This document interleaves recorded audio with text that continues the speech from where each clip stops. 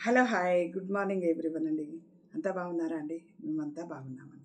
మారుతి సాహితీ ఛానల్ ప్రేక్షకులకు స్వాగతం సుస్వాగతం అండి. ఈరోజు మన మారుతి సాహితీ ఛానల్లో ఎద్దనపూడి సులోచన రాణి గారు రచించినటువంటి ప్రేమ దీపిక నావెల్లో ఈరోజు ఎపిసోడ్కు వెళ్ళే ముందు ఇంతకుముందు ఏం జరిగిందో ఒకసారి జ్ఞప్తికి తెచ్చుకుందామండి. అయితే కాలేజీలు తెరవడం అనేది వాయిదా పడడం, నెల రోజులు పొడిగింపు కావడం, ప్రభాకరును కాంచన ఇద్దరు ఎక్కడికైనా వెళ్దామని ప్లాన్ చేసుకోవడం, ఇంతలోనే వీళ్ళ ఫ్రెండ్ రావడము, మరి ప్రయాణం ఆపుకుందామా అని అంటే వద్దనంటే ముగ్గురు కలిసి వెళ్దామని అనుకోవడం, డిసైడ్ చేసుకోవడం, ప్రభాకర్ నిశ్చింతగా ఇంటికి వెళ్ళడం జరిగింది కదండి. ఈరోజు ఎపిసోడ్లో ఏం జరగబోతుందో చూద్దామండి. 3 రోజుల తర్వాత కాంచన, ప్రభాకర్, రజని ముగ్గురు తుల్జాపూర్ నుంచి తిరిగి వచ్చారు. ప్రయాణం చాలా సరదాగా ఆనందంగా గడిచింది. అక్కడి నుంచి అజంతా, ఎల్లోరా కూడా వెళ్ళాలని అనుకున్నారు. కానీ కాంచనే వద్దంది. బాబాయ్తో ఇక్కడి నుంచే తిరిగి వచ్చేస్తామని చెప్పాంగా, ఇంకోసారి వెళ్దాం అంది. ఆ ప్రయాణాన్ని ముగ్గురిలోకి రజనీయే ఎక్కువగా ఎంజాయ్ చేసిందని చెప్పాలి. ఆ ప్రయాణంలో రజనీకి ప్రభాకరు దగ్గర కాస్త చనువే అయ్యింది. కారు ఇంటికి వచ్చేసింది. ఎంతో ఉత్సాహంతో కారులోంచి నవ్వుతూ దిగిన రజనీ ముఖం అక్కడ అరుగుల మీద కూర్చొని ఉన్న ఒక నడి వయసు వ్యక్తిని చూడగానే వెలవెలాపోయింది. ఆయన రజనీని కొరకొరా నమిలి మింగేట్టు చూశాడు. రజనీని చూడగానే తోక తొక్కిన తాచులా కస్సుమంటూ ఇంట్లో చెప్పకుండా పారిపోయి వచ్చి ఇక్కడ కులుకుతున్నావుటే అన్నాడు. రజని తలదించుకుంది. అనంతయ్య నడివయసు ఆయనని చూపిస్తూ, కాంచనా, ఈయన అప్పారావు గారు, రజనీ తండ్రి, నిన్న వచ్చారు అంటూ పరిచయం చేశారు. కాంచన నమస్కారం చేసింది. ఆయన కాంచనని తీవ్రంగా కళ్ళెర్ర చేసి చూస్తూ, ఏవమ్మా, నువ్వు మా అమ్మాయికి స్నేహితురాలివా? స్నేహం అంటే ఇదేనా? పిచ్చి వేషాలు వేస్తుంటే సరిదిద్దకుండా ప్రోత్సహిస్తున్నావా? అది బుద్ధి తక్కువ పని చేసి ఇంటిలోంచి చెప్పకుండా పారిపోయి వస్తే మందలించి నచ్చ చెప్పి వెనక్కి పంపేది పోయి తగుదునమ్మా అంటూ వెంటేసుకొని ఊళ్ళు తిప్పుతున్నావా? రజని చాలా నిస్సహాయురాలిలా చూస్తూ కాంచన చెయ్యి పట్టుకుంది. కాంచనకు అప్పారావు గారి ఆవేశం బాగానే అర్థమైంది. అందుకే ఆయన మీద ఆగ్రహం రాలేదు కాంచనకి. మీరు ఆవేశపడకండి, ఇంట్లోకి పదండి, ఒక్క నిమిషం మీతో నేను మాట్లాడతాను అంది. ఏమిటమ్మా నీతో మాటలు? అవతల పెళ్ళి పీటల మీదకి వచ్చేస్తుంది. రేపు సాయంత్రమే లగ్నం. ఈ పాపిష్టి దాన్ని కాళ్ళు చేతులు కట్టి పడేసి అయినా సరే ఆ లగ్నం జరిపిస్తాను. ఆయన రజనీ వైపు చూస్తూ, ఏమే ఇంకా చూస్తామే, నడు ఇంటికి. నువ్వు ఇంట్లో నుంచి మా కళ్ళలో కారం కొట్టి పారిపోయి వస్తే నేను నిన్ను పట్టుకోలేనని అనుకున్నావు కదా అంటూ హూంకరించాడు. నేను రాను అంది రజని ఏడుస్తూ. రావు? రాను రాను, చచ్చినా రాను. నేనా ముసలాడిని పెళ్లి చేసుకోను. ముసలాడా?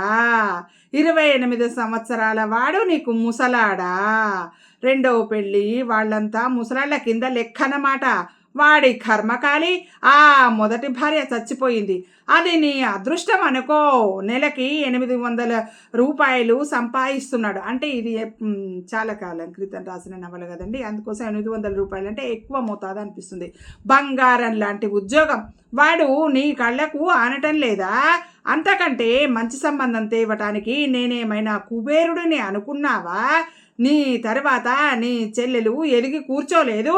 మీ ఇద్దరి పెళ్ళిళ్ళు చేసేసరికి నా తల ఎన్ని అప్పులో మునిగిపోతుంది ఆలోచించావా కనీసం? పెళ్లి చేసుకుని జీవితాంతం బాధపడాల్సింది నేను, నువ్వు కాదు అంది తండ్రిని. అతిగా వాగావంటే ఆయన చేతికర్ర ఎత్తాడు. కాంచన ఆయనను అనునయించింది. మీరిలా వీధిలో నిలేస్తే ఎలా? ఇంట్లోకి పదండి, మనం నిదానంగా మాట్లాడుకుందాం. అవతల రైలుకి టైం అయిపోతుంది, ఇంకా చాలా టైం ఉంది, లోపలికి రండి అన్నాడు అనంతయ్య. అందరూ లోపలికి వచ్చారు. జయసింహ కూడా అప్పుడే అక్కడికి వచ్చాడు. అందరూ గలభాగా మాట్లాడటంతో ఏమిటా అని అతను చూస్తున్నాడు.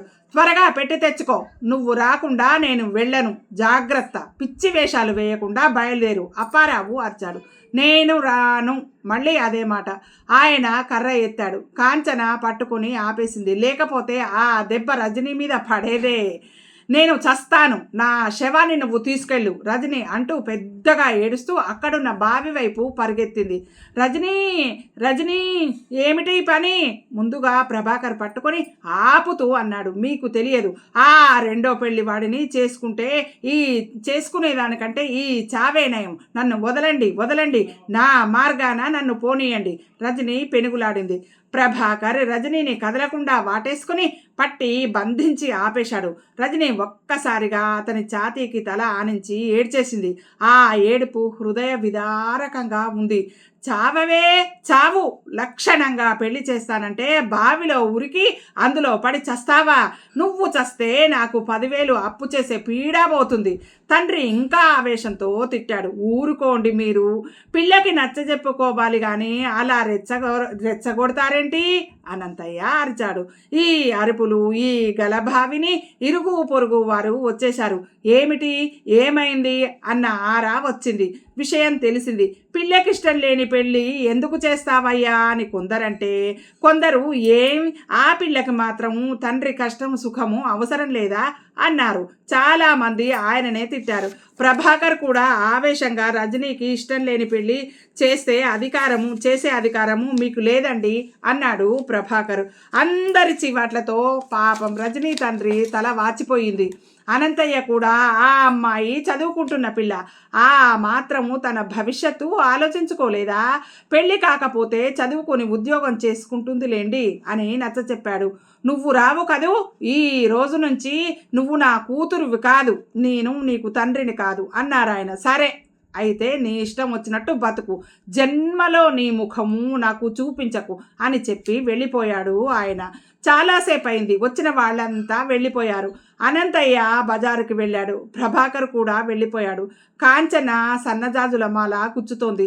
జయసింహ అక్కడే కూర్చొని ఉన్నాడు. అతను వసూలు చేసిన అద్దె డబ్బు తెచ్చి అనంతయ్య దగ్గర దాస్తాడు. ఈరోజు కూడా అది దాచమని కాంచనకు ఇచ్చాడు. రజనీ తండ్రి గారు వెళ్ళిపోయాడా అడిగాడు. వెళ్ళిపోయాడు. మీరు రజనీ బాధ్యత తీసుకున్నారా? అది మంచి పనే అంటారా అన్నాడు. స్నేహం అంటే ఇంకేమిటి జయ, ఆపదలో ఆదుకోవటమేగా. రజనీకి నేను అండగా నిలబడకపోతే ఎవరు నిలబడతారు అంది కాంచన. ఏమో అని అతను భుజాలు కుదించాడు. ఇంతలో అనంతయ్య గారు రానే వచ్చారు. ఆయన చేతిలో మిఠాయి ప్యాకెట్ ఉంది. తీసుకువచ్చి కాంచనకిస్తూ అందరికీ ఇవ్వమ్మా అన్నారు. ఎందుకు బాబాయ్? మీరు ఊరి నుంచి రాగానే ఎదురు వచ్చి ఈ మిఠాయి నీ నోట్లో కుక్కాలని అనుకున్నాను. ఏమిటి విశేషం? చాలా పెద్ద విశేషమే తల్లి, ఆయన సంబరంగా చెప్పారు. నేనేం చేశానో తెలుసా? ఏం చేశారు?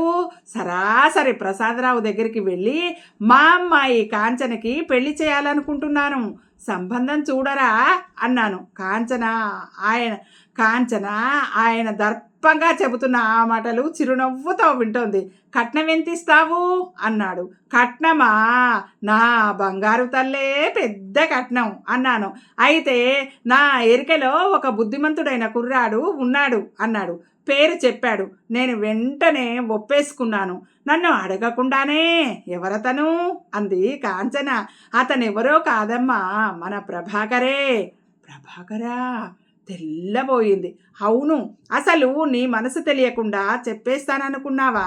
కానీ బాబాయ్, ప్రభాకర్కి నువ్వంటే ఇష్టమేనట. అన్నపూర్ణమ్మ మొన్ననే అడిగిందట. అతని ఇష్టం చెప్పేశాడు. నిజంగానా? కాంచన ముఖము ఎరుపు రంగుకి వచ్చింది. రజనీ వచ్చి గదిగుమ్మంలో నిలబడింది.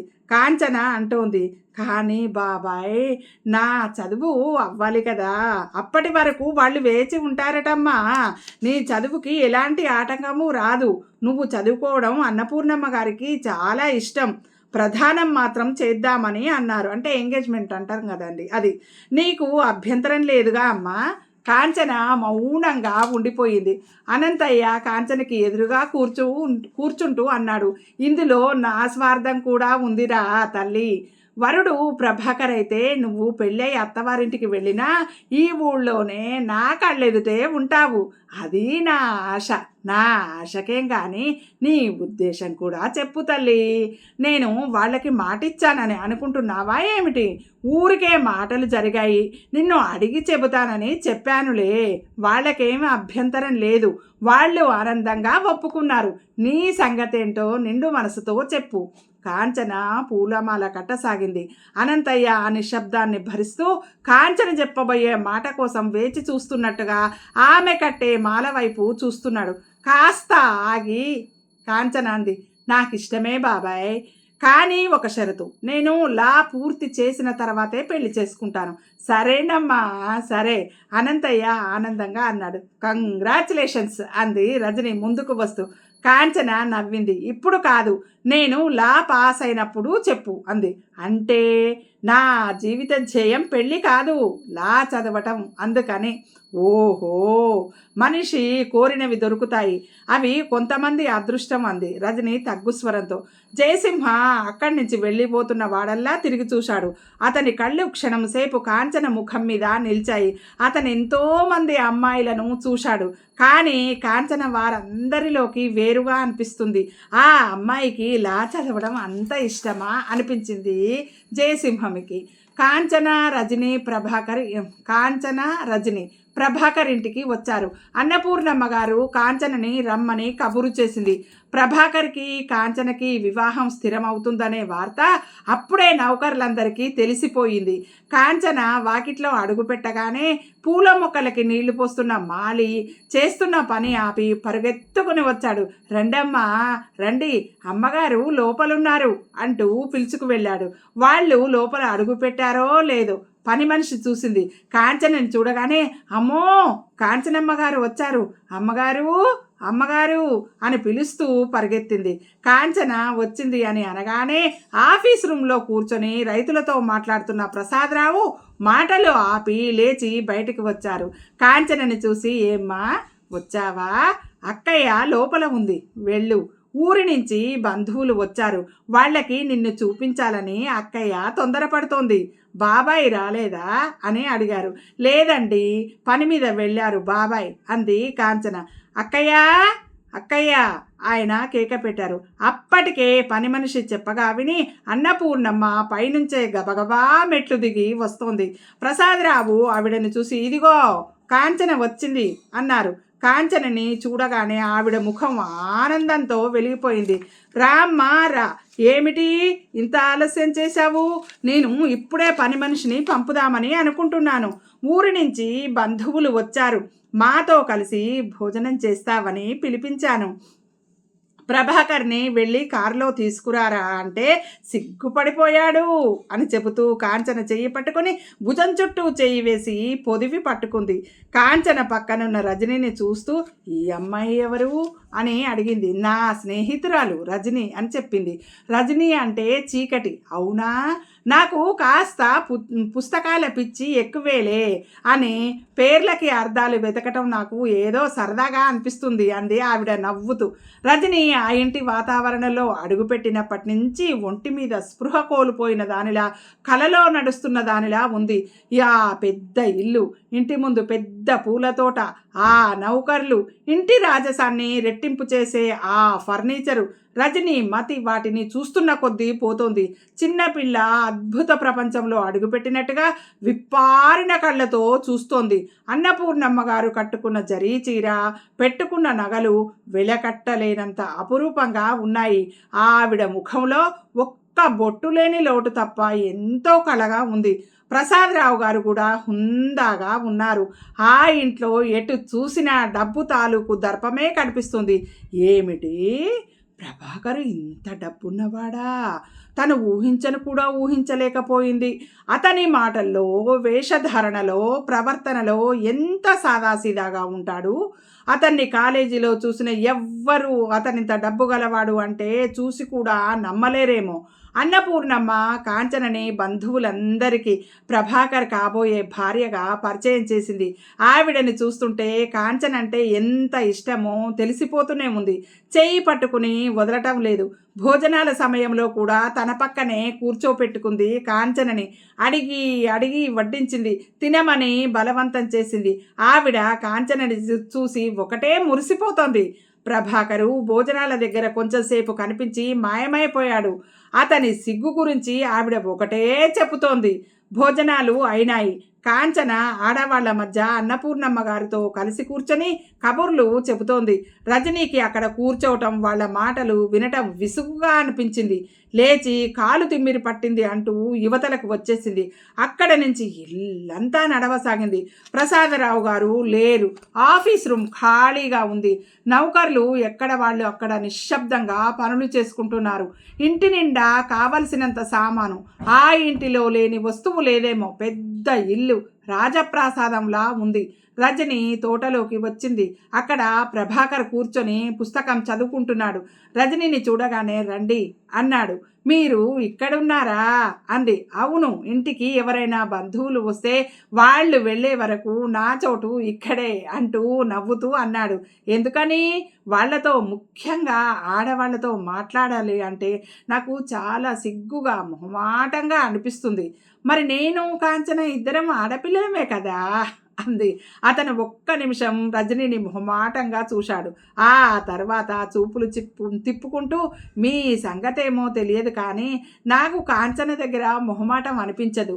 తను నాకు ఒక ప్రాణ స్నేహితురాలుగా అనిపిస్తుంది అన్నాడు. అతని నోటి వెంట ఈ ప్రశంస వినగానే రజనీ ముఖం మాడిపోయింది. కానీ అది ఆ క్షణం వరకే, సగం సేపు మాత్రమే ఆ మాడిపోయినటువంటి ఫీలింగ్ అనేది ఒక అరక్షణం కనిపించింది రజనీ ముఖంలో. వెంటనే బిగ్గరగా నవ్వి దాన్ని కప్పిపుచ్చుకుంది. కూర్చోండి అన్నాడు అతను. రజనీ కూర్చుంది. మీ ఇల్లు చాలా బాగుంది. మీకు నచ్చిందన్నమాట. Thank you. అదే సిటీలో ఉంటే కనీసం 25 లక్షలైనా చేస్తుందేమో. సిటీలో లేదుగా, కాబట్టి అంచనా వేయటం శుద్ధ దండగ. రజని మౌనంగా ఎటో చూస్తూ ఉండిపోయింది. ఏమిటి ఆలోచిస్తున్నారు? ఏముంది, క్షణం క్షణం నన్ను ఒకటే ఆలోచన వెంటాడుతుంది. ఏమిటి? నా భవిష్యత్తు ఏమిటా అని. రజనీ కళ్ళల్లో నీళ్లు వచ్చేశాయి.